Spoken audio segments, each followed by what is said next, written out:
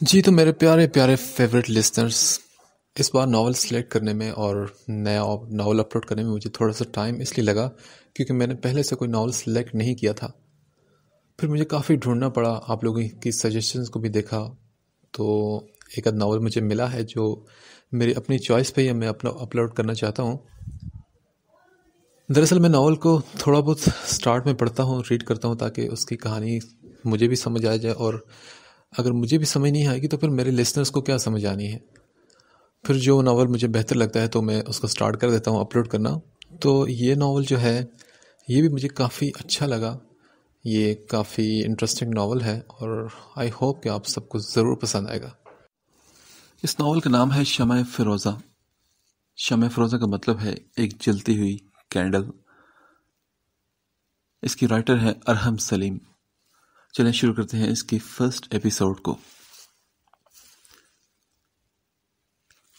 تیز تیز قدم اٹھاتے وہ ایک گلی سے دوسری گلی میں داخل ہوئی.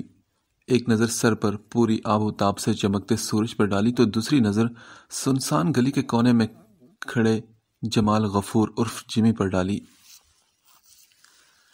ایک گہری سانس فضا میں خارج کرتے ہوئے اس نے آستین سے اپنے ماتھے پر آئے پسینے کو صاف کیا. اس کی سفید شفاف رنگت میں دھوپ کی حدت کی وجہ سے سرخیاں کھل گئی تھی. اپنے بدن پر لپٹی سیاہ چادر کا ایک کونا اٹھا کر اس نے اپنا چہرہ ڈھکا. اب سیاہ چادر کے نقاب میں صرف اس کی ہیزل گرے آنکھیں نظر آ رہی تھی. اس نے اپنی رفتار پہلے کی نسبت اور تیز کر دی. سر جھکائے وہ جیمی کے آگے سے خاموشی سے گزر گئی. گلی کے شروع سے لے کر گلی کے آخر تک اس نے خود کو جیمی کی نظروں کے حصار میں محسوس کیا تھا. دائیں طرف کی گلی میں 2 گھر چھوڑ کر تیسرا گھر اس کا تھا. دوپہر کا وقت ہونے کی وجہ سے حسب معمول یہ گلی بھی بالکل سنسان تھی. اس چھوٹے سے گھر کا بوسیدہ دروازہ کھٹکھٹانے کے بعد اس نے چادر کا کونا چہرے سے ہٹا کر دائیں طرف دیکھتے ہوئے چہرے پر آیا پسینہ صاف کرنا چاہا، پر اس کی نظر گلی کے کونے پر کھڑے جیمی پر پڑی جو اپنی پینٹ کی جیبوں میں ہاتھ ڈالے مسکراتی ہوئی نظروں سے اسے ہی دیکھ رہا تھا. البتہ اس کے چہرے کے تاثرات بالکل سپاٹ تھے. گھر کا دروازہ کھلنے کی آواز پر وہ سر نظریں ہٹاتی فوراً سے اندر داخل ہوئی. اپیا گول مٹول سا بھورے بالوں والا 9 سالہ بچہ ماربل کی سیڑھیاں اترتا ہوا انتہائی خوبصورت سے سجے لان میں داخل ہوا اور اپنی اپیا کو پکارتے ہوئے وہ لان کی ایک سائڈ سے دوسری سائڈ پر آ گیا تھا جہاں ان کا پالتو کتا اسے دیکھتے ہی بھونکنا شروع ہو گیا تھا. فیفی، اپیا کدھر ہے میری؟ اس چھوٹے سے بچے نے اعلیٰ نسل کے کتے کے سامنے گھٹنوں کے بل بیٹھتے ہوئے پوچھا جو مسلسل بھونکنے میں مصروف تھا. تنگ آ کر وہ وہیں اپنے ہاتھ پر ٹھوڑی ٹکا کر گھاس پر بیٹھ گیا. چہرے کے تاثرات سے اس کی ناراضگی صاف ظاہر ہو رہی تھی. بھاؤ! اچانک کسی نے اسے کندھوں سے تھام کر اس کا رخ اپنی طرف کیا اور وہ بھی چہکتا وہ اپنی اپیا کا گال چومتا اس کی گود میں بیٹھ گیا تھا کیونکہ اس کی اپیا نے اسے ڈرانے کی بھرپور کوشش کی تھی. ہاں جی، تو کیوں ڈھونڈا جا رہا تھا مجھے؟ اس نے اس کے بھرے بھرے گال کھینچتے ہوئے پوچھا. پہلے تو آپ مجھے یہ بتائیں کہ آپ اتنی دیر تک کیوں چھپی رہی مجھ سے؟ میں آپ کو کتنا ڈھونڈ رہا تھا. اس چھوٹے سے بچے نے خفگی کا اظہار کیا تو وہ بولی، میں اس لیے زیادہ دیر تک چھپی تھی کیونکہ مجھے غازی کے یہ پیارے سے ایکسپریشن دیکھنے تھے. اوہ اچھا، غازی نے ہونٹوں کو گول کرتے ہوئے پرسوچ انداز میں کہا. اچھا اپیا، مجھے آپ سے کچھ پوچھنا ہے. اب اس کی گود سے اتر کر اس کے سامنے بیٹھ گیا تھا. ہاں پوچھو نا. اپیا، آج میں نے اپنی اسلامیات کی بک میں پڑھا تھا کہ اللہ ہر جگہ موجود ہے، پر پچھلے سال میرا ایک کویسچن تھا آپ سے تو اس کا جواب دیا تھا آپ نے کہ اللہ آسمان پر رہتا ہے، تو ان 2 باتوں کا کیا مطلب ہوا؟ اپیا آئی ایم سو کنفیوز، آپ مجھے بتائیے نا. اس نے بے بسی سے آسمان کی طرف ہاتھ اٹھاتے ہوئے کہا. نہ جانے وہ اس سوال کو لے کر کب سے الجھا ہوا تھا. اس کی اپیا میرب اس کا معصوم انداز میں پوچھا گیا یہ سوال سن کر مسکرا دی اور بولی، غازی یہ دونوں باتیں بالکل ٹھیک ہیں. مطلب وہ کیسے؟ غازی نے الجھی ہوئی نظروں سے اپنی بہن کو کی طرف دیکھتے ہوئے پوچھا. دیکھو غازی، اللہ آسمان پر ہی رہتا ہے پر وہ اس کے ساتھ ساتھ ہر جگہ بھی موجود ہے. اب کیسے وہ میں تمہیں اب بتاتی ہوں. اس نے تھوڑا سا آگے کی طرف جھکتے ہوئے کہا. غازی آنکھوں میں بے پناہ چمک لی اپنی بہن کو دیکھ رہا تھا، یقیناً اسے اس کے سوال کا جواب ملنے والا تھا۔ غازی اللہ کی ذات خود عرش پر ہی ہے، پر اس کی طاقت پوری کائنات میں موجود ہے، کائنات کے ذرے ذرے میں۔ تو اس طرح سے اللہ ہر جگہ موجود ہے کیونکہ ہر چیز اس کے دستے قدرت میں ہے۔ میروبس سے سمجھاتے ہوئے بولی تو غازی نے کہا، آپ ہی اللہ تعالیٰ آسمان پر تو دیکھتے ہوں گے نا، تو پھر وہ زمین پر کیوں نہیں دیکھتے؟ ایک سوال کے جواب پر ایک اور سوال تیار تھا۔ میرب نے تھوڑا سوچتے ہوئے کہا، میں تمہیں ایک مثال دیتی ہوں۔ ہم ہوا میں سانس لیتے ہیں پر وہ ہمیں نظر نہیں آتی، اس کا مطلب یہ تو نہیں ہوا کہ ہوا نہیں، ہوا کا وجود ہے۔ اسی طرح موجود ہونے کے لیے دیکھنا ضروری نہیں۔ اگر اللہ کو پوری کائنات پر قدرت اور دسترس حاصل ہے تو اس کا مطلب یہ تو نہیں کہ وہ ہمیں ہر جگہ نظر بھی آئے۔ تو آپ ہی پھر ہم عرش پر اللہ کو دیکھ سکیں گے نا؟ ایک اور سوال آیا تھا، تبھی میرب نے جواب دیا، ہاں نا، تم اگر اچھے کام کیا کرو، مام ڈیڈ کی بات مانا کرو، اور موسٹ امپورٹنٹ کہ تم نماز اور قرآن پڑھا کرو، پھر دیکھنا تمہیں عرش پر اللہ نظر آئیں گے۔ تو آپ ہی اگر میں یہ سب کروں گا تو کب تک اللہ مجھے نظر آنا شروع ہو جائیں گے؟ غازی کے پاس یقیناً سوالوں کا ایک پورا پٹارا تھا، پر اس کے مقابلے پر موجود اس کی آپی کے پاس بھی علم کا پورا خزانہ تھا، اور وہ غازی کو اس کے ذہن کے مطابق ہینڈل کرنا جانتی تھی۔ یہی وجہ تھی کہ وہ اپنی ہر مشکل میں اسی کے پاس آتا تھا۔ غازی، ہم اس دنیا میں اللہ کو دیکھ نہیں سکتے، ہمارے پاس دیکھنے کی وہ طاقت نہیں۔ تمہیں کوہ طور والا واقعہ یاد ہے نا، جب اللہ نے صرف اپنی ایک جھلک دکھلائی اور وہ پہاڑ جل کر مکمل سیاہ ہو گیا تھا؟ اللہ کو اس دنیا میں دیکھنے کی ہمت انسان کے پاس نہیں۔ ہاں البتہ روز محشر، قیامت کے دن نیک لوگوں کو اللہ تعالیٰ اپنا دیدار ضرور کروائیں گے۔ اور ہاں اب چلو، شام ہو رہی ہے، ڈیڈ آنے والے ہوں گے۔ اس سے پہلے کہ غازی کوئی اور سوال پوچھتا، اس نے اسے اپنے ساتھ اٹھاتے ہوئے کہا، اندھیرا پھیلنا شروع ہو چکا تھا اور دور کہیں سے مغرب کی اذان کی آواز آ رہی تھی۔ ان کا بل ڈاگ بھی ایک کونے میں بنے اپنے لکڑی کے گھر میں گھس گیا تھا۔ غازی کی کنفیوژن دور ہوئی تھی یا نہیں، پر اس کے چہرے کے تاثرات اب قدرے مطمئن تھے۔ ذائشہ بیٹے، منہ ہاتھ دھو لو، میں کھانا لے کر آ رہی ہوں۔ ذائشہ کی ماں سیرت مراد نے کچن کی کھڑکی سے اسے باہر برآمدے میں بچھی چارپائی پر بیٹھا دیکھ کر کہا۔ ذائشہ نے خود پر لپٹی سیاہ چادر اتار کر چارپائی پر رکھی اور ایک کونے میں بنے چھوٹے سے باتھ روم کی طرف بڑھ گئی۔ کوہنیوں تک بازو موڑ کر اس نے اپنے بازو اور چہرے کو اچھی طرح سے دھویا تھا۔ ٹھنڈا پانی چہرے پر پڑنے کی وجہ سے گرمی کا احساس کچھ کم ہوتا محسوس ہوا۔ ذائشہ، آپ جاؤ بیٹے۔ سیرت بیگم نے چارپائی پر کھانا رکھتے اسے پھر سے آواز دی تو ذائشہ خاموشی سے آستین کے بازو نیچے کرتی ان کے سامنے چارپائی پر جا کر بیٹھ گئی۔ تازہ روٹی کے ساتھ کل رات کی بنی ہوئی دال کا سالن تھا، ساتھ ہی ٹھنڈے پانی کا گلاس۔ پانی کے چند گھونٹ پینے کے بعد اس نے روٹی ککنے والا توڑ کر منہ میں رکھا۔ ذائشہ، مجھے بات کرنی تھی تم سے۔ ذائشہ جانتی تھی کہ اس کی ماں کیا کہنا چاہ رہی ہے، اس لیے وہ خود بول پڑی۔ امی، آپ فکر مت کریں، میں جاؤں گی آج اکیڈمی کے بعد اسما باجی کی طرف، اور میڈم کو بھی اصرار کروں گی اگر فیس ایڈوانس میں مل جائے تو۔ اس کی بات سن کر اس کی ماں نے ایک سرد آہ بھری۔ کھانا کھا کر تھوڑی دیر آرام کر لینا، اتنی گرمی میں آئی ہو تو تھک گئی ہوگی۔ انہوں نے اس کے جھکے ہوئے سنجیدہ چہرے پر نظر ڈالتے ہوئے کہا اور پھر اٹھ کر اندر چلی گئی۔ ذائشہ خاموشی سے کھانا کھاتی رہی۔ کھانا کھانے کے بعد اس نے برتن اٹھا کر کچن میں رکھے اور اپنے کمرے میں آ گئی۔ کمرے کے درمیان ایک پلنگ پڑا ہوا تھا جو اس کی ماں کی جہیز کا تھا۔ ایک طرف ایک میز اور کرسی بھی پڑی تھی۔ اس ٹیبل پر بوسیدہ کتابوں کا ایک ڈھیر لگا ہوا تھا۔ ایک طرف دیوار کے ساتھ شیشہ لگا ہوا تھا اور پلنگ کی بائیں طرف زمین پر چھوٹی سی چٹائی بچھی ہوئی تھی۔ اسے ہاتھ بڑھا کر سوئچ بورڈ پر لگے بٹن کو دبایا۔ کمرے میں لگا واحد پنکھا اور بلب روشن ہو گیا تھا۔ وہ سست قدم اٹھاتی بستر پر بیٹھ گئی۔ کافی دیر ایک ہی پوزیشن میں بیٹھے رہنے کے بعد وہ بیڈ سے پاؤں لٹکائے لیٹ گئی اور چھت پر لگے سست روی سے چلتے پنکھے کو دیکھنے لگی، جس کا اس جون جولائی کی جھلساتی ہوئی گرمی میں چلنا بھی بہت غنیمت تھا اس کے لیے۔ زندگی کیا ہے؟ ہاں، اس نے خود سے سوال کیا اور پھر خود ہی جواب دیا۔ دکھ، خوشی، سکون، تکلیف اور مختلف جذبات کا مجموعہ ہے زندگی۔ پر میری زندگی تو ایسی ہے ہی نہیں۔ میری زندگی تو دکھوں کا مجموعہ ہے، کبھی چھوٹا غم تو کبھی بڑا غم، کبھی ناقابل بیاں غم تو کبھی ناقابل برداشت غم۔ اس نے ہنستے ہوئے سوچا، غریب ہونا بھی کتنا مشکل ہے۔ صبح میں بجلی کے بل کی فکر میں تو شام میں گیس کے بل کی فکر، کھانا کھاتے ہوئے مکان کے کرائے کی فکر تو کھانا پکاتے ہوئے بھائیوں کے اسکول کی فیس کی فکر۔ اس غریبے نے بس چند ہی چیزیں سکھائی ہیں کہ خواہشات کا گلا کیسے گھونٹا جائے اور ہر نئی مشکل پر خود کو مطمئن کیسے کیا جائے۔ کاش آج بابا زندہ ہوتے۔ اس نے ایک بار پھر وہی لائن دہرائی جس پر آ کر ظائشہ مراد کی ہر سوچ ختم ہو جاتی تھی۔ وہ ظائشہ مراد تھی، ایک ہمت والی اور بااعتماد لڑکی، ہر مشکل کے سامنے ڈٹ جانے والی، پر وہ اندر سے کیا تھی یہ کوئی نہیں جانتا تھا۔ وہ مضبوط تھی، اور مضبوط لوگوں سے زیادہ قابل رحم کوئی نہیں ہوتا۔ وہ باہر سے پتھر تھی، پر وہ اندر سے موم بھی نہیں تھی۔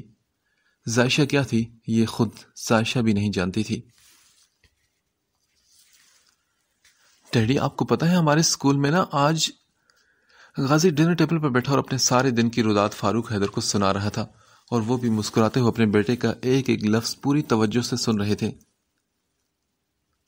غازی بیٹا، کھانا کھاؤ، باتیں بعد میں کرنا، بطول حیدر نے اسے ڈانٹتے ہوئے کہا، جو تب سے بس بھول ہی جا رہا تھا اور کچھ کھا بھی نہیں رہا تھا۔ اوکے ماما، وہ فرمانبرداری سے کہتا کھانے میں مصروف ہو گیا۔ فاروق حیدر نے چاولوں کا چمچہ منہ میں ڈالتے ہوئے ان سب کو بتایا، کل عرش یہاں آنے والا ہے۔ اچھا، کتنے بجے کی فلائٹ ہے؟ کیا وہ ادھر بھی آئے گا؟ کل شام کی فلائٹ ہے، پہلے وہ اپنے گھر جائے گا، ادھر پرسوں ہی آ پائے گا، اس لیے میں حامد کی پوری فیملی کو انوائٹ کر لیا ہے میں نے، تھوڑی گپ شپ بھی ہو جائے گی۔ فاروق حیدر نے اپنی بیگم کو تفصیل سے بتایا۔ دونوں بچے کھانا کھانے میں مصروف تھے۔ چلیں پھر، یہ تو بہت اچھا کیا، 2 مہینے ہو چکے ہیں عرش کو گئے ہوئے، ماشاءاللہ سے وہ یہاں ہوتا تو رونق لگی رہتی تھی، بطول بیگم نے مسکراتے ہوئے کہا، اور پھر وہ سب کھانا کھانے میں مصروف ہو گئے۔ بیچ میں وقفے سے غازی کی کوئی نہ کوئی بات یاد آتی تو وہ پھر سے پرجوش ہو کر سنانے لگتا۔ غازی، تم نے نماز پڑھی تھی؟ میرے کچن میں جا رہی تھی، جب لاؤنج میں ٹی وی دیکھتے اپنے بھائی سے پوچھا۔ پاس ہی فاروق حیدر بھی فون پر مصروف تھے۔ او نو اپیا، مجھے تو یاد ہی نہیں رہا تھا، غازی نے معصومی سے کہا۔ جب اندھیرا ہونے پر میرب اسے لان سے اندر لے آئی تھی تو وہ فوراً اپنے سوالوں کے جواب لکھنے کے لیے روم میں چلا گیا تھا جو اسے اپنے دوست کو بتانے تھے۔ اسی چکر میں نماز کا خیال اس کے ذہن سے نکل گیا تھا۔ میرب نے 7 سال کی عمر سے ہی اپنے بھائی کو نماز کی طرف راغب کرنا شروع کر دیا تھا، اور یہی وجہ تھی کہ غازی اتنی چھوٹی سی عمر میں بھی 5 نمازیں پڑھتا تھا۔ ہاں، کبھی کبھی اپنی لاپرواہی کی وجہ سے کبھی کچھ چھوڑ بھی دیتا تھا۔ غازی، کتنی بری بات ہے۔ میرب نے اسے ڈانٹا تو وہ شرمندہ ہو گیا اور بولا، آئی ایم سوری اپیا، مجھے یاد نہیں رہا نا۔ اچھا، اب سوری مجھ سے نہیں بلکہ اللہ تعالیٰ سے کرو، اور ان سے پوچھو کہ تم نے ایسا کیا کر دیا کہ انہوں نے تمہیں اپنے پاس بلایا ہی نہیں۔ اب میرب غازی کے ساتھ بیٹھ گئی تھی۔ پر اپیا، میں نے تو اللہ تعالیٰ کو ناراض نہیں کیا تھا نا۔ فاروق حیدر مسکراتے ہوئے اپنے بچوں کو دیکھ رہے تھے۔ میرب کے لیے غازی بالکل بیٹوں جیسا تھا، اور یہی وجہ تھی کہ اس کی تربیت میں اس کا بہت بڑا ہاتھ تھا۔ دیکھو غازی، جب ہماری نماز چھوٹ جاتی ہے تو اس کا مطلب یہی ہوا نا کہ اللہ نے ہمیں اپنے پاس بلایا ہی نہیں۔ ہم اللہ کی طرف نہیں جاتے بلکہ اللہ ہمیں اپنی طرف خود بلاتا ہے، اور اگر تمہاری نماز چھوٹ گئی تو اس کا مطلب ہے کہ تم نے غیر ارادی طور پر کچھ ایسا کر دیا ہوگا جس سے اللہ ناراض ہو گیا ہوگا۔ میرب کی بات سن کر غازی نے فکر مندی سے پوچھا، تو اب میں کیا کروں؟ بس اٹھو اور جاؤ عشاء کی نماز پڑھو اور پھر اللہ سے سوری کرو۔ اس کی بات سنتے ہی غازی ٹی وی کا ریموٹ پھینکتا اپنے روم کی طرف بھاگ گیا۔ اتنی اچھی تربیت تو شاید اس کی بطول بھی نہ کرتی جتنی اچھی تم کر رہی ہو میرب، فاروق حیدر نے اس کی طرف ہاتھ بڑھاتے ہوئے کہا، اور وہ بھی ان کا ہاتھ تھامتے ہوئے ان کے کندھے پر سر رکھ کر بیٹھ گئی۔ اب ایسی بھی کوئی بات نہیں بابا، میری تربیت بھی تو ماما نے ہی کی تھی نا، کوئی کمی ہے کیا مجھ میں؟ اس نے ان کے کندھے سے سر اٹھاتے ہوئے ذرا خفگی سے پوچھا۔ اچھا بس اپنی ماں کے خلاف نہ تم ایک لفظ بھی مت سننا۔ ہاں تو بابا میں کیوں سنوں، وہ میری ماں ہے اور مجھے بہت عزیز ہیں وہ۔ اچھا، اور میں؟ آپ بھی تو بہت پیارے ہیں، دونوں کا الگ الگ مقام ہے میرے دل میں اور دونوں مقام ایک دوسرے سے بڑھ کر ہیں۔ اس کا جواب سن کر وہ خاموش ہو گئے تھے اور اس کے بالوں میں انگلیاں چلانے لگے تھے۔ بحث میں وہ آج تک میرب سے جیت نہیں پائے تھے۔ اس کے پاس ہر سوال کا جواب ہوتا تھا۔ وہ سامنے والے کے چاروں شانے چت کر دیتی تھی۔ تم جانتی ہو کل عرش آ رہا ہے واپس؟ میرب نے ان کی بات سن کر آگے سے کوئی جواب نہ دیا۔ عرش جہانگیر فاروق حیدر کے بزنس پارٹنر حامد جہانگیر کا بیٹا تھا۔ وہ 2 مہینے سے بزنس کے سلسلے میں یورپ گیا ہوا تھا اور کل اس کی واپسی تھی۔ 4 ماہ پہلے ہی دونوں خاندانوں کی خواہش پر میرب اور عرش کا رشتہ طے کر دیا گیا تھا۔ میرا بیٹا خوش تو ہے نا؟ انہوں نے ابھی بھی اس کے بالوں میں انگلیاں چلاتے ہوئے پوچھا۔ جی بابا، میرب نے مدھم سی سرگوشی کے انداز میں کہا تو فاروق حیدر پرسکون انداز میں میرب کو اپنے سینے سے لگائے موبائل میں مصروف ہو گئے، جبکہ میرب عرش کا سوچ کر مسکرا دی تھی۔ کیا ہو تمہیں؟ کچھ پریشان لگ رہی ہو تم؟ زینب نے معائشہ کے سامنے بیٹھتے ہوئے پوچھا، جو ٹیبل پر سر جھکائے بیٹھی تھی۔ کچھ نہیں یار، بس وہی پریشانیاں ہیں جو شروع سے چلتی آ رہی ہیں، وہ تلخ سے انداز میں بولی تھی۔ اس کے چہرے پر بیزاری دیکھ کر زینب اپنے لب بھینچ گئی تھی۔ اسے اپنے دوست کی مشکلات کا بہت اچھے سے اندازہ تھا، پر وہ اس کی کوئی مدد نہیں کر سکتی تھی کیونکہ وہ خود ایک مڈل کلاس گھر سے تعلق رکھتی تھی۔ کیا تم نے میڈم سے بات کی؟ نہیں یار، ان کے سامنے جاتے ہوئے بھی اب مجھے شرمندگی محسوس ہوتی ہے۔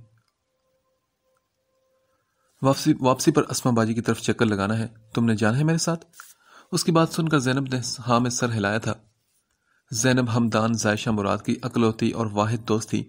ان دونوں کی دوستی کالج میں ہوئی تھی اور پھر اپنے مالی حالات کی وجہ سے ان دونوں نے ایک اکیڈمی جوائن کر لی تھی، جہاں ٹیوشن پڑھا کر وہ زیادہ تو نہیں پر کچھ حد تک اپنے مالی مسائل حل کرنے میں کامیاب ہو گئی تھی۔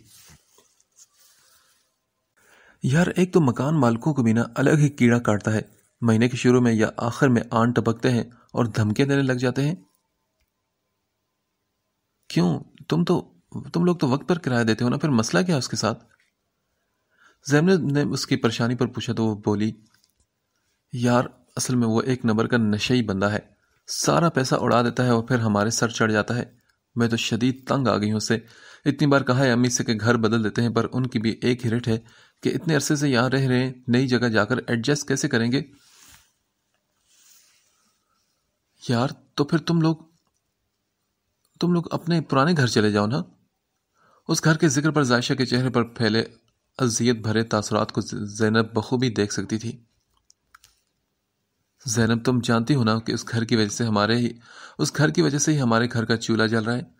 اس گھر کو کرائے پر چڑھا کر ہم اس چھوٹے سے گھر میں صرف اس لیے آئے تھے کیونکہ ہمارے پاس پیسوں کا کوئی اور ذریعہ نہیں تھا، پھر بھی اس گھر کا کرایہ ہماری مالی ضرورتوں کو پورا کرنے کے لیے کافی نہیں۔ ہاں یہ تو ہے، ویسے زائشہ تمہارا وہ گھر بہت خوبصورت ہے یار۔ زینب کی بات سن کر ایک خوبصورت مسکراہٹ نے زائشہ کے ہونٹوں کا احاطہ کر لیا تھا۔ ہاں زینب، وہ گھر مجھے بہت عزیز ہے، میرا دل چاہتا ہے کہ میرے پاس اتنے پیسے آ جائیں کہ ہم پھر سے اس گھر میں جا کر رہیں۔ پتہ ہے جب میں چھوٹی تھی تو میرے روم کے ساتھ ایک بہت خوبصورت سا ٹیرس تھا جس پر جھولا بھی تھا اور ہمارا لان بھی بہت پیارا تھا۔ بابا بہت خیال رکھتے تھے لان کا، انہیں پسند تھے پودے پھول۔ زائشہ ایک جذب کے عالم میں بول رہی تھی، جبکہ اس کے چہرے سے ظاہر ہوتی حسرت کو دیکھ کر زینب کا دل بھی اداس ہو گیا تھا۔ زائشہ ایک بات پوچھوں؟ پوچھو نا۔ تمہارے بابا کی ڈیتھ کیسے ہوئی تھی زائشہ؟ زینب بخوبی اس کے چہرے کے تاثرات جانچتے ہوئے کئی دفعہ پوچھے جانے والا سوال ایک بار پھر سے پوچھ بیٹھی تھی۔ اس کے سوال پر ایک سایہ سا زائشہ کے چہرے پر گزرا تھا۔ وہ خالی آنکھوں سے زینب کے چہرے کو دیکھتی رہی اور پھر اس کی آنکھوں میں آنسو چمکنا شروع ہو گئے۔ اپنی آنکھوں میں آتی نمی کو محسوس کرتے وہ فوراً وہاں سے اٹھ گئی تھی۔ زینب نے اداسی سے اسے جاتے دیکھا۔ زائشہ نہ جانے تم کسی کے سامنے روتی کیوں نہیں؟ تم خود کو مضبوط ظاہر کرنے کی کوشش میں اندر سے خود کو کھوکھلا کر رہی ہو۔ اس کے جانے پر زینب نے سوچا اور پھر سر جھٹک کر اپنی کلاس کی طرف بڑھ گئی۔ اس کی زائشہ سے اتنی اچھی دوستی ہونے کے باوجود زینب اس کے دل کی کیفیات سے بالکل انجان تھی، یہاں تک کہ اسے یہ بھی نہیں پتا تھا کہ زائشہ کے فادر کی ڈیتھ کیسے ہوئی تھی۔ کوئی خوشی ہو، کوئی غم ہو، کوئی پریشانی ہو، اگر زینب اس سے پوچھے تو وہ بتا دیتی تھی، ورنہ اسے کچھ نہیں بتاتی تھی۔ وہ ایک بند کتاب کی طرح تھی، پر اس کا چہرہ کبھی کبھی اس کتاب کی چند لائنوں کا اظہار کر دیتا تھا، اور ان لفظوں کو اگر کوئی پڑھ پاتا تو وہ صرف زینب ہمدان ہی تھی۔ زلفی، کیا ہو تم اتنے خاموش کیوں آج؟ ذائشہ نے ٹیسٹ چیک کرتے ہوئے اپنے پسندیدہ اسٹوڈنٹ سے پوچھا۔ اس بچے کی عمر 15 سال تھی اور وہ 9ویں جماعت کا طالب علم تھا۔ وہ بہت ذہین تھا اور سوال بھی بہت کرتا تھا، اور اس کے سوال ایسے ہوتے تھے کہ ذائشہ کو ان کا جواب دینے میں مزہ آتا تھا۔ میم، میں گانے بہت زیادہ سنتا ہوں، پر جب سے مجھے پتا چلا ہے کہ انہیں سننے سے گناہ ملتا ہے، میں انہیں چھوڑنا چاہ رہا ہوں، پر چھوڑ نہیں پا رہا۔ میں کیا کروں؟ زلفی نے بے بسی سے کہا۔ اچھا، تم یہ نوٹ بکس کلاس میں بانٹ دو، آج میں تمہیں ایک بہت ضروری بات سمجھاؤں گی۔ ذائشہ نے چیک کی ہوئی نوٹ بکس اس کی طرف بڑھائی اور خود کلاس میں لگے بورڈ کے سامنے جا کر کھڑی ہوئی۔ اس کلاس میں سبھی 9th کے اسٹوڈنٹ تھے، ایک طرف لڑکے تو دوسری طرف لڑکیاں تھیں۔ ذائشہ اکثر فارغ ٹائم میں انہیں کوئی نہ کوئی لیکچر دیتی رہتی تھی، اور اسے آج پھر بورڈ کے سامنے کھڑا دیکھ کر سب اسٹوڈنٹ اس کی طرف مڑ چکے تھے۔ جیسے ہی زلفی نوٹ بکس بانٹ کر اپنی جگہ آ کر بیٹھا تو ذائشہ نے بولنا شروع کیا۔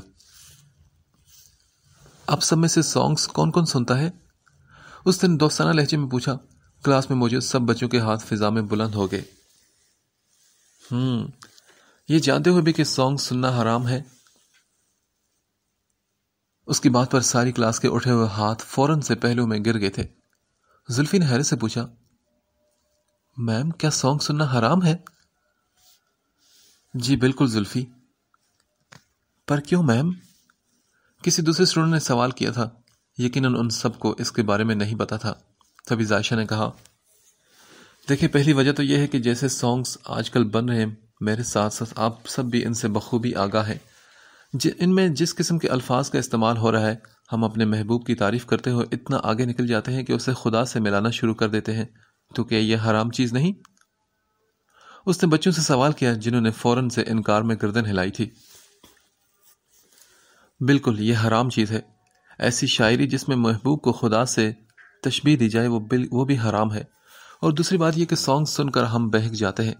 سانگ میں جس چیز کا ذکر کیا جا رہا ہوتا ہے، ہم اسے سوچنے پر مجبور ہو جاتے ہیں، اور ویسے ہی خیالات اپنے ذہن میں تصور کرنا شروع کر دیتے ہیں۔ آپ لوگوں کو پتا ہے کہ اللہ تعالیٰ نے شراب کیوں حرام کی؟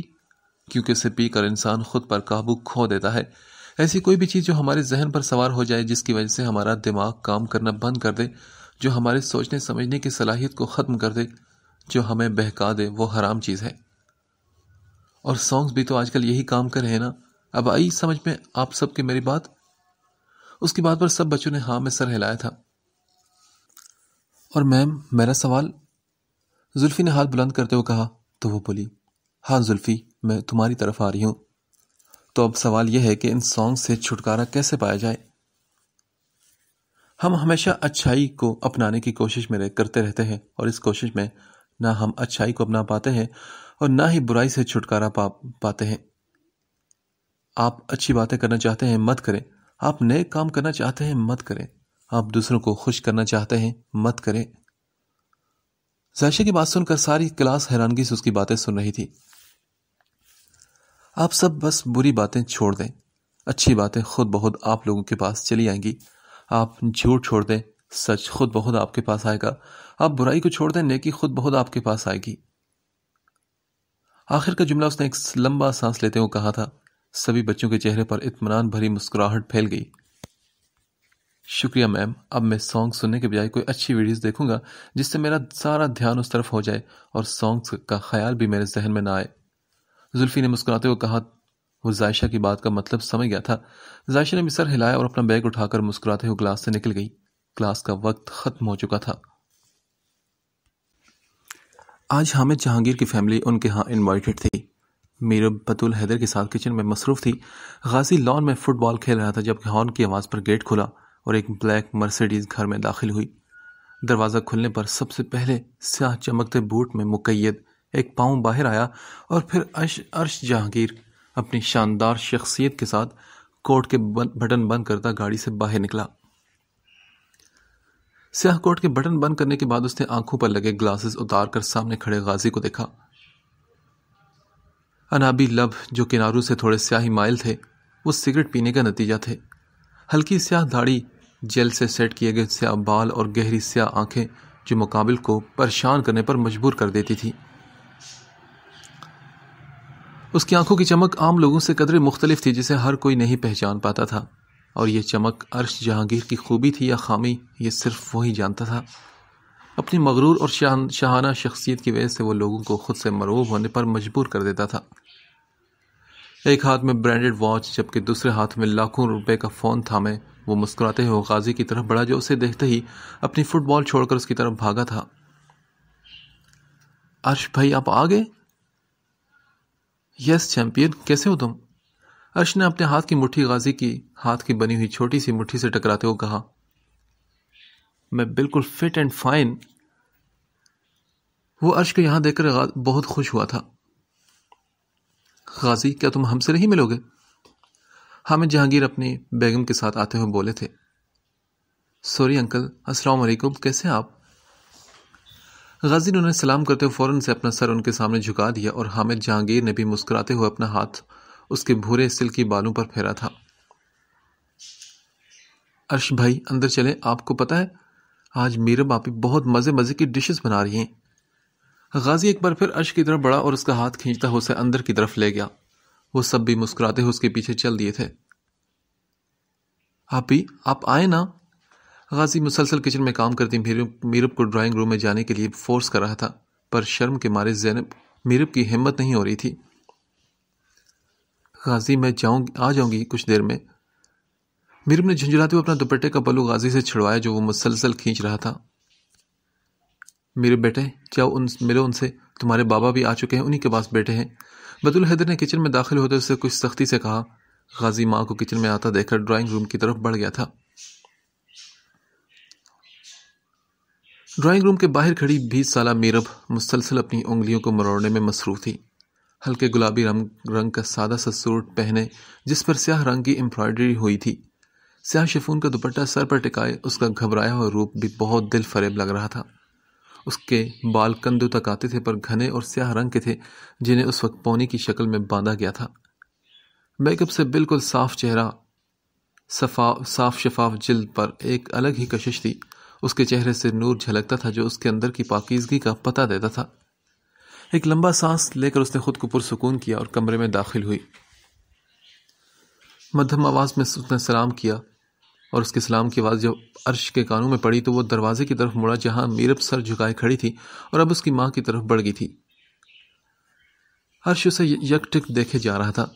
بلا شبہ وہ دونوں ہی خوبصورتی میں اپنی مثال آپ تھے۔ سمینہ جہانگیر کچھ دیر تک میرب سے باتیں کرتی رہی، جن کا جواب وہ بس ہوں ہاں ہی میں دے رہی تھی۔ وہ خود پر مسلسل عرش کی نظروں کو محسوس کر رہی تھی۔ وہ اندازہ لگا سکتی تھی کہ سب سے بات کرتے ہوئے بھی وہ اسی کی طرف متوجہ تھا۔ کچھ وقفے کے بعد اس نے ہمت کرتے ہوئے پلکیں اٹھا کر عرش کو دیکھا۔ وہ آنکھوں میں ایک الگ ہی چمک لیے اسے دیکھ رہا تھا۔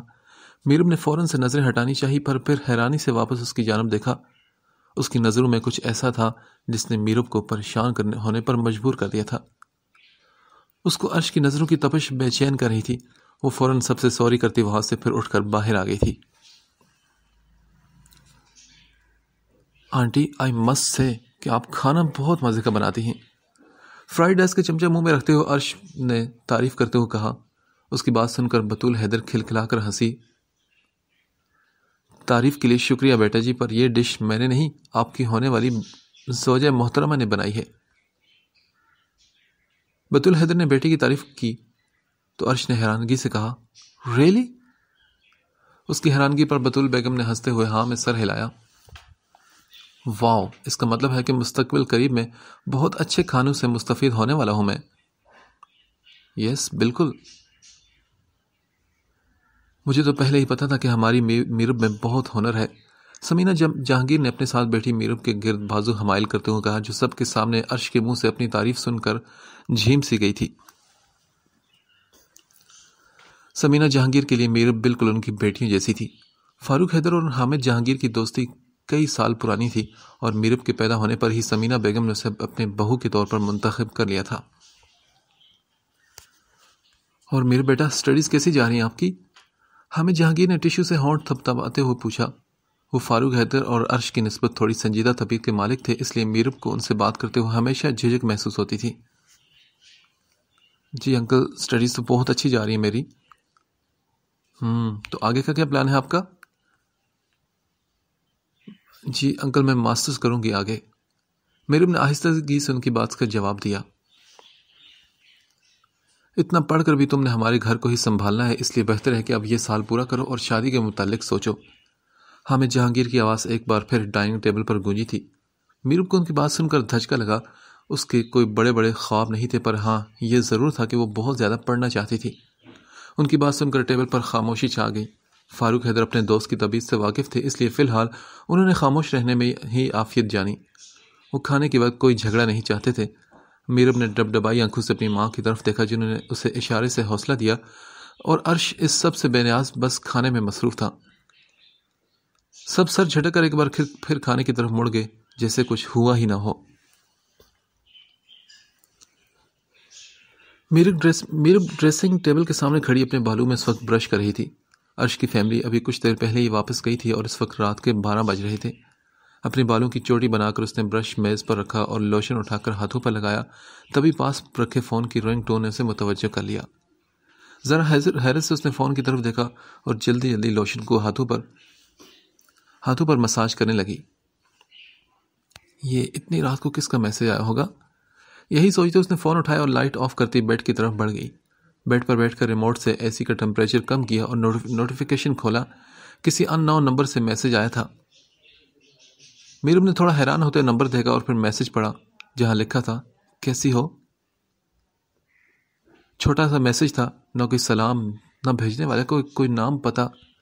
میرب نے اگنور کرتے ہوئے فون سائڈ ٹیبل پر رکھا اور سرہانہ سیدھا کر کے لیٹ گئی۔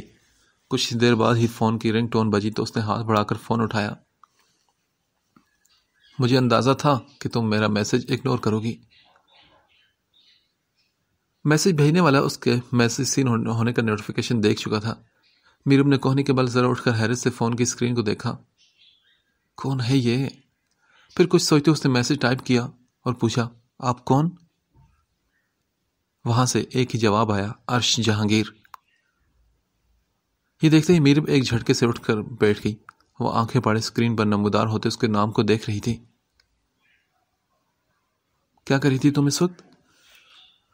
عرش نے ہی بات کا آغاز کیا تو میرب نے چند لمحے کچھ کے لیے سوچا اور پھر تکیہ سیٹ کر کے بیڈ سے ٹیک لگا کر بیٹھ گئی۔ میں سونے کی تیاری کر رہی تھی۔ اتنی جلدی؟ جی ہاں۔ کتنے بجے سوتی ہو تم؟ میں 11 بجے تک۔ آپ لوگوں کی وجہ سے میں آج لیٹ ہو گئی تھی۔ واٹ؟ 11 بجے؟ عرش یقیناً اس کی بات سن کر حیران ہوا تھا۔ مطلب آر یو سیریس میرب؟ آج کل کے دور میں کون 11 بجے سوتا ہے؟ میرب کو لگا جیسے اس کا مذاق اڑا رہا تھا۔ اس نے آگے سے کوئی جواب نہ دیا۔ تب ایک اور میسج آیا، اچھا تم اٹھتی کتنے بجے ہو؟ میں 5 بجے یا کبھی 4 بجے نماز پڑھ کر پھر سو جاتی ہوں۔ عرش کا میسج آیا، اوکے۔ عرش میرب کا ٹائم ٹیبل جان کر واقعی حیران ہوا تھا۔ عرش نے آگے سے کوئی میسج نہ کیا تو میرب بھی کچھ دیر کے لیے فیس بک سکرول کرنے لگی۔ تقریباً 5 منٹ بعد عرش کا پھر سے میسج آیا، کہیں باہر ملے ہم آج ہی تو ملے ہیں۔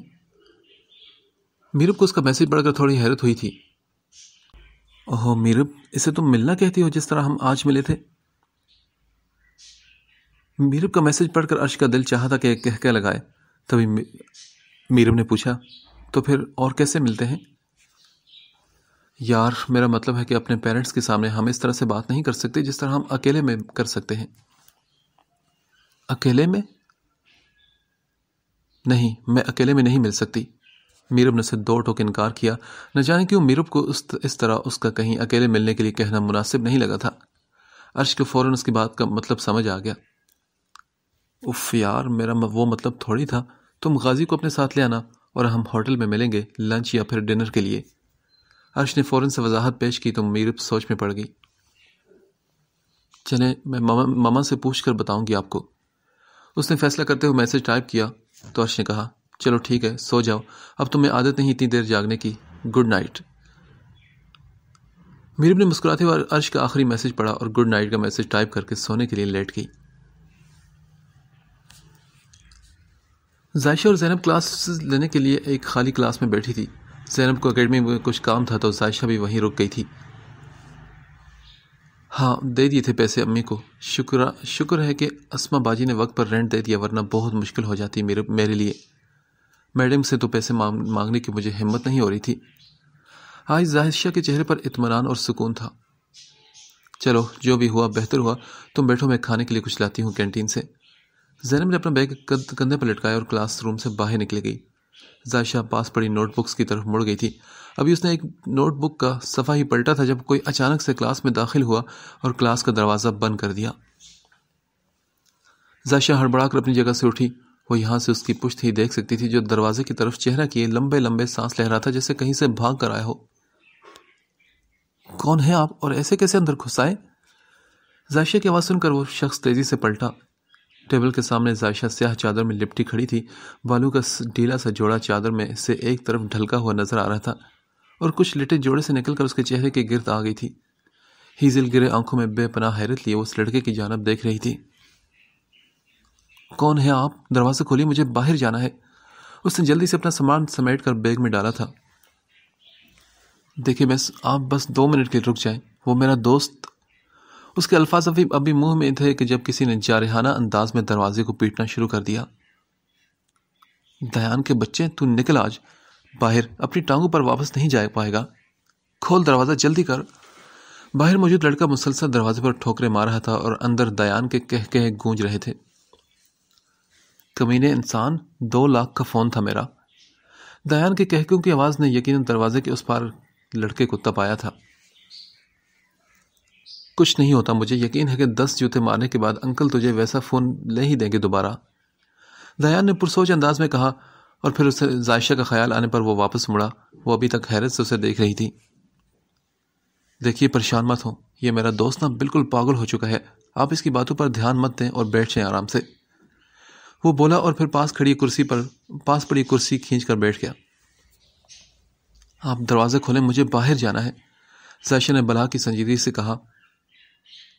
دیان، اندر کون ہے تیرے ساتھ؟ ارسل نے دروازے پر ٹھوکریں برسانا چھوڑ کر حیرت سے پوچھا۔ اسے واضح طور پر اندر سے دیان کے ساتھ کسی سے باتیں کرنے کی آوازیں سنائی دے رہی تھی۔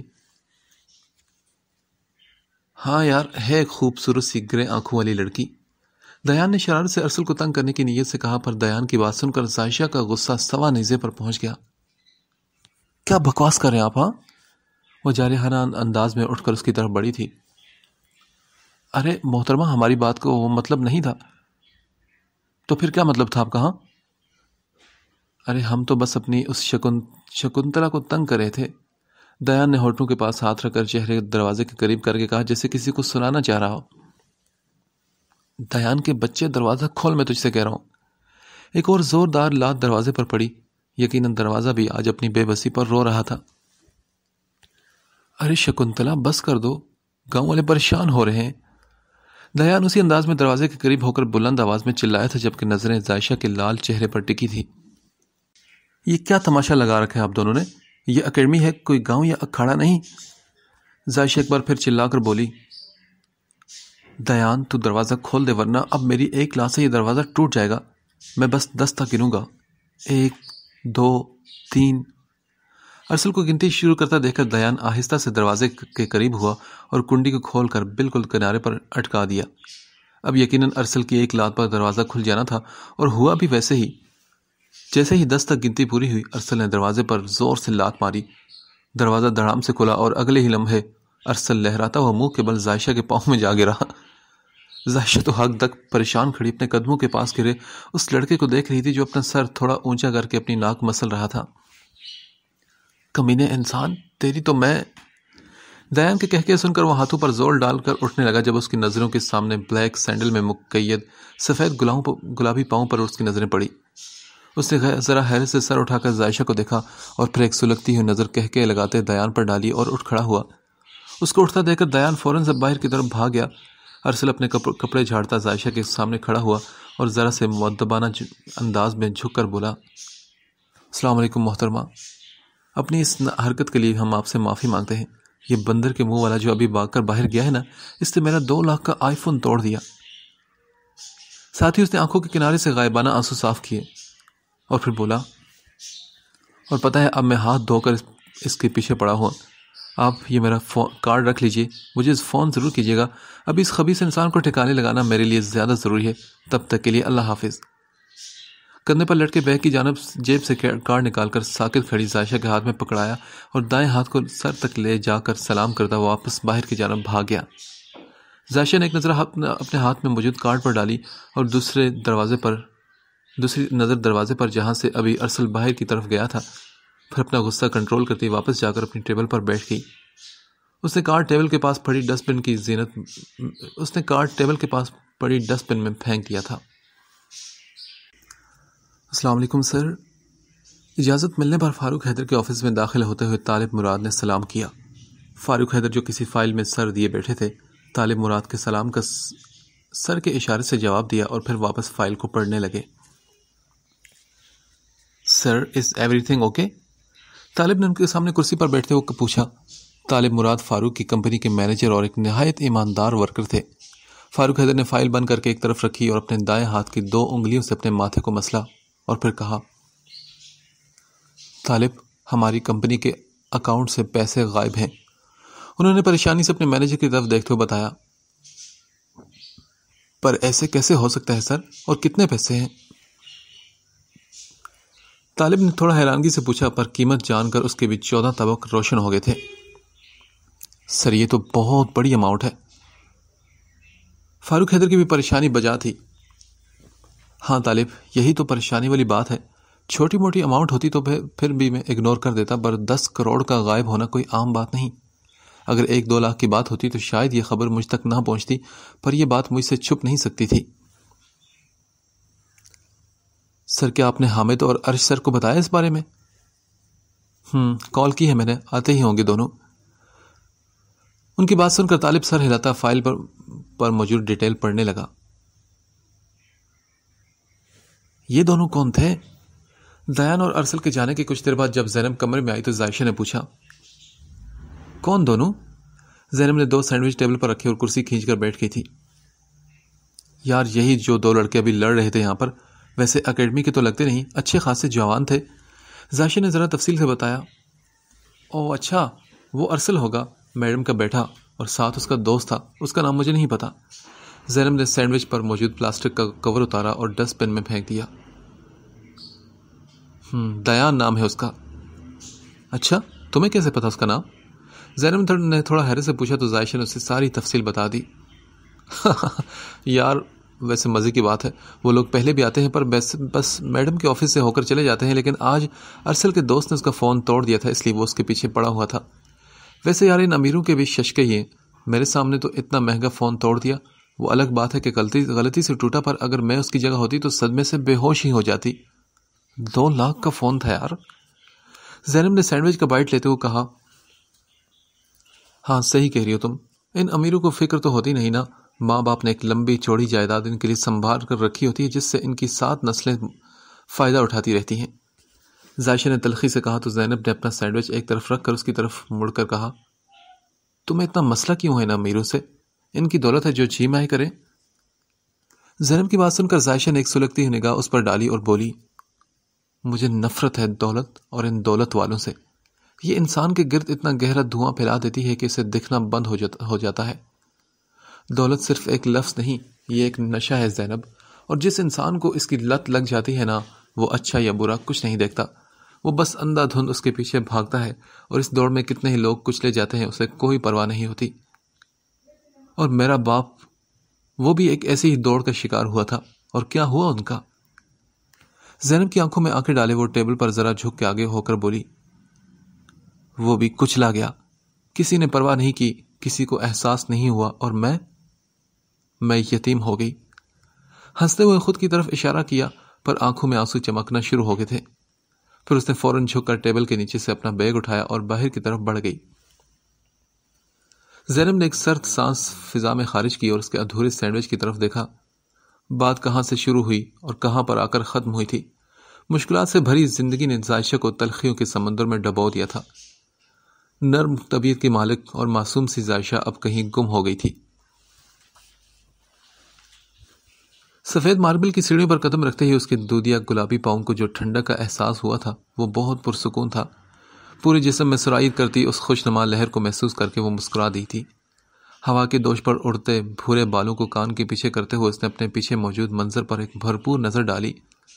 سبز ہریالی سے ڈھکا خوبصورت میدان اور اس کے پاس ہی ایک بہتی ہوئی جھیل۔ جھیل کے نیلے پانی پر پڑتی سورج کی کرنوں سے لہریں دھنک کے مختلف رنگوں میں ڈھل کر ایک رقص پیش کر رہی تھی۔ جھیل کے اس پار نظر آتے برف پوش پہاڑ جن کی چوٹیاں بادلوں سے ڈھکی ہوئی تھی۔ اس نے سر اٹھا کر آسمان کی طرف دیکھا۔ بادل اس قدر قریب تھے کہ وہ ہاتھ بڑھا کر انہیں چھو سکتی تھی۔ روئی کے گالوں جیسے بادلوں کی وجہ سے اسے اپنے بالوں پر ہلکی نمی کا احساس ہوا۔ سورج اپنی پوری آب و تاب سے چمک رہا تھا پر گرمی نہ ہونے کے برابر تھی۔ اپنے بدن پر موجود سفید مخملی لباس پر ایک نظر ڈال کر اس نے خود سے کچھ فاصلے پر بیٹھے شخص کو دیکھا۔ وہ یہاں سے اس کا چہرہ دیکھ نہیں پا رہی تھی کیونکہ وہ سر جھکائے دائیں ہاتھ کی شہادت کی انگلی سے سیڑھی پر کچھ لکھ رہا تھا۔ نیلے رنگ کی جینز اور سفید رنگ کی شرٹ پہنے جس کی آستین کوہنیوں سے ذرا نیچے تک فولڈ تھی۔ سفید جاگرز میں قید اپنے ایک پاؤں کو وہ مسلسل ہلا رہا تھا۔ وہ اس خوبصورت منظر کا ایک حصہ لگ رہا تھا۔ اچانک سے اس نے اپنے پاس پڑا بیگ اٹھا کر کندھے پر ڈالا اور اٹھ کر اوپر کی جانب بڑھ گیا۔ وہ اس کا چہرہ دیکھنے میں ابھی بھی ناکام ہوئی تھی۔ اسے اوپر بڑھتا دیکھ کر اس نے بے اختیار اسے پکارا، سنو۔ اس کی پکار پر اس کے اوپر کو بڑھتے قدم تھم گئے پر وہ پلٹا نہیں۔ کون ہو تم؟ اسے اس کا اندازہ تھوڑا سا پر اسرار لگا تھا۔ اس کا چہرہ دیکھنے کی خواہش شدت سے اس کے دل میں جاگی پر اس سے پہلے کہ وہ پلٹتا زائشہ کی آنکھ الارم کی آواز سے کھل گئی۔ اس نے ہڑبڑا کر اپنی آنکھیں کھولی۔ سب سے پہلے تکیے کے نیچے موجود اپنا چھوٹا سا نوکیا کا فون نکال کر الارم بند کیا اور پھر چھت پر لگے چلتے ہوئے پنکھے کو دیکھنے لگی۔ کمرے کی لائٹ بند تھی پر باہر صحن میں جلتی لائٹ کی وجہ سے کمرے میں مکمل اندھیرا نہیں تھا۔ وہ کافی دیر لیٹی رہی اپنے اس خواب کے بارے میں سوچتے ہوئے۔ پھر ایک لمبا سانس لے کر خود کو پرسکون کرتے پاس پڑا دوپٹہ اٹھا کر گلے میں ڈالا اور کمرے سے باہر آ گئی۔ اس کی ماں اور دونوں بھائی باہر چارپائی پر کھلے آسمان تلے سو رہے تھے۔ اسے باہر سونے کی عادت نہیں تھی اس لیے وہ اندر کمرے میں سوتی تھی پر اکثر لوڈ شیڈنگ کی وجہ سے اسے باہر آنا ہی پڑتا تھا۔ وہ دبے قدموں واش روم تک گئی اور وہاں لگے بیسن پر وضو کیا۔ تولی سے ہاتھ خشک کرنے کے بعد اس نے صحن میں ایک ہی طرف تہجد کی نماز ادا کی۔ نماز پڑھ کر وہ کمرے میں جانے کے بجائے چھت کی طرف جاتی سیڑھیوں پر آ کر بیٹھ گئی۔ گھر کے مین دروازے سے چند قدموں کے فاصلے پر یہ سیڑھیاں شروع ہوتی تھی۔ وہ شروع سے ہی نماز کی پابند تھی پر 2-3 سال پہلے سے اس نے تہجد بھی پڑھنا شروع کر دیے تھے۔ شروع کے چند سال میں تھکاوٹ یا آنکھ نہ کھلنے کی وجہ سے اس کی نماز چھوٹ جاتی تھی پر اب ایسا بہت کم ہوتا تھا۔ وہ سیڑھی پر بیٹھی اب بھی اس خواب کے بارے میں سوچ رہی تھی۔ اس خواب کو لے کر وہ بہت عجیب قسم کی کیفیات اور احساسات کا شکار ہو رہی تھی اور یہی چیز اسے پریشان کر رہی تھی۔ اسے خواب بہت آتے تھے، کبھی بہت لمبے کہ وہ ساری رات ایک ہی خواب دیکھتی رہتی اور کبھی بہت چھوٹے۔ کبھی ایسا ہوتا کہ کوئی خواب جو ایک رات کو ادھورا رہ جاتا وہ اگلی رات اسے پورا دیکھ لیتی۔ جو خواب اسے زیادہ اچھا اور پرسکون لگتا وہ اسے زیادہ دیکھتی اور پوری رات دیکھتی تھی۔ مختصر بات کی جائے تو زائشہ مراد کو اپنے خوابوں پر مکمل کنٹرول حاصل تھا۔ وہ جیسے چاہے انہیں ڈھال لیتی تھی، جہاں چاہے اسے روک لیتی اور جب چاہے اسے دوبارہ سے شروع کر لیتی۔ اسے یہ بات بچپن سے ہی غیر معمولی لگتی تھی اور شعور کی دنیا میں قدم رکھنے کے بعد وہ اپنی اس خوبی سے واقف ہو گئی تھی۔ مگر پچھلے 2 سال میں کچھ ایسے واقعات ہوئے جنہوں نے اسے اپنے خوابوں کو لے کر خوف زدہ کر دیا تھا اور وہ تھا اس کے خوابوں کا سچ ہونا۔ اس کے سارے خواب سچ نہیں ہوتے تھے پر جو ہوتے تھے انہیں لے کر وہ ایک الگ ہی کیفیت کا شکار ہو جاتی تھی۔ اس کے وہ خواب سچ ہوتے تھے جنہیں وہ کنٹرول نہیں کر پاتی تھی، جن میں سب کچھ اس کی مرضی کے مطابق نہیں ہوتا تھا۔ اور اب ایک بار پھر سے ایک لمبے عرصے کے بعد وہ کیفیت پھر سے اس پر طاری ہوئی تھی جس نے اسے اندر تک بے چین کر دیا تھا۔ اسے خوابوں میں اشارہ نہیں ملتا تھا بلکہ جیسا وہ دیکھتی تھی ہو بہو ویسا ہی ہوتا تھا۔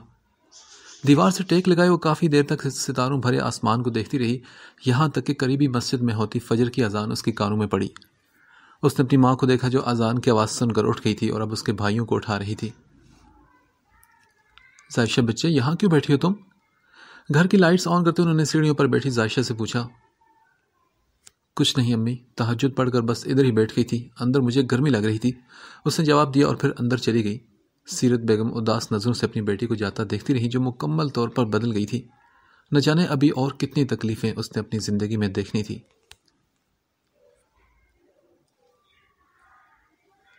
Good morning dad. کھانے کی میز ناشتے کے مطابق مختلف لوازمات سے سجی تھی اور سربراہی کرسی پر حامد جہانگیر بیٹھے اخبار پڑھ رہے تھے اور کچن سے سمینہ بیگم کی آوازیں آ رہی تھی جو ملازموں کو مختلف ہدایات دے رہی تھی۔ حامد جہانگیر نے سر کے اشارے سے عرش کو جواب دیا اور پھر اخبار کی طرف مڑ گئے۔ عرش نے اورنج جوس گلاس میں ڈالا اور لبوں سے لگا لیا۔ گڈ مارننگ عرش بیٹا، سمینہ بیگم نے پیچھے سے عرش کا سر چومتے ہوئے کہا اور اس کے برابر والی کرسی کھینچ کر بیٹھ گئی۔ گڈ مارننگ بیٹے کی جان، عرش نے بھی اسی انداز میں کہتے ہوئے ان کے گرد اپنے بازو حمائل کر لیے تھے۔ عرش، مجھے تم سے کچھ بات کرنی ہے۔ حامد جہانگیر نے اخبار فولڈ کر کے ایک طرف رکھا اور سنجیدگی سے کہا۔ عرش اور سمینہ بیگم فوراً ان کی طرف مڑے تو عرش نے کہا، جی باپا پوچھے نا۔ کمپنی کے اکاؤنٹ سے جو 10 کروڑ غائب ہوئے ہیں تم نے کہاں خرچ کیے ہیں وہ؟ انہوں نے ٹیبل پر رکھے اپنے ہاتھوں کو دیکھتے ہوئے کہا۔ ان کی بات سن کر عرش نے کہہ لگایا، مطلب آپ کو بھی پتہ چل گیا ہے ہاں؟ اس نے مسکراتی نگاہوں سے باپ کو دیکھا۔ عرش، مجھے میری بات کا جواب چاہیے، پیسے کہاں گئے ہاں؟ حامد جہانگیر کے چہرے پر اب بلا کی سنجیدگی تھی۔ انہیں سنجیدہ دیکھ کر عرش نے بھی سنجیدگی سے جواب دیا۔ ڈیڈ، میرا ایک دوست تھا امریکہ میں، اس کا ایک چیریٹی سکول تھا، اس کی بلڈنگ میں شارٹ سرکٹ سے آگ لگ گئی، اسے پیسوں کی ضرورت تھی اور مجھ سے پیسے لینے پر وہ راضی نہیں تھا، اس لیے میں نے پیسے چیریٹی کر دیے۔ مگر آپ کو بتایا کس نے؟ فاروق نے کل مجھے بلایا تھا یہ معاملہ ڈسکس کرنے کے لیے، غالباً تمہیں بھی کال کی تھی اس نے پر تم مصروف تھے۔ ڈیڈ، مطلب آپ کا شک مجھ پر ہی کیوں گیا؟ کوئی سٹاف ممبر بھی تو یہ کام کر سکتا تھا نا؟ عرش نے آئی برو اٹھا کر پوچھا۔ سمینہ بیگم اس سب سے بے نیاز کھانے کی طرف مڑ چکی تھی۔ ان چیریٹی سینٹرز والوں نے تو ایک ایک چیز کی انشورنس کرا رکھی ہوتی ہے، تمہارے دوست نے ایسا کچھ نہیں کیا تھا کیا؟ حامد جہانگیر نے عرش کی بات کو اگنور کرتے ہوئے پوچھا۔ کم آن ڈیڈ، اس کی بلڈنگ کا سارا سٹرکچر خراب ہو گیا تھا، عمارت کو گرا کر پھر سے تعمیر کرنا تھا اور اس کے علاوہ وہاں ضرورت کا سامان بھی لگنا تھا۔ آپ کو لگتا ہے کہ انشورنس کے پیسے کافی ہوتے ہیں سب کے لیے؟ اس بار عرش کا انداز کافی ناراضگی لیے ہوئے تھا۔ اور ڈیڈ، رہی بات فاروق انکل کی تو میں بات کر لوں گا ان سے، بلکہ میرا آج پلان تھا ان سے ملنے کا اور انہیں بتانے کا، میں جاؤں گا اور سب کچھ کلیئر کر لوں گا، آپ بے فکر رہیں۔ عرش نے اپنا دھیان ناشتے کی طرف کیا تو حامد جہانگیر ایک بار پھر سے اخبار پڑھنے لگے۔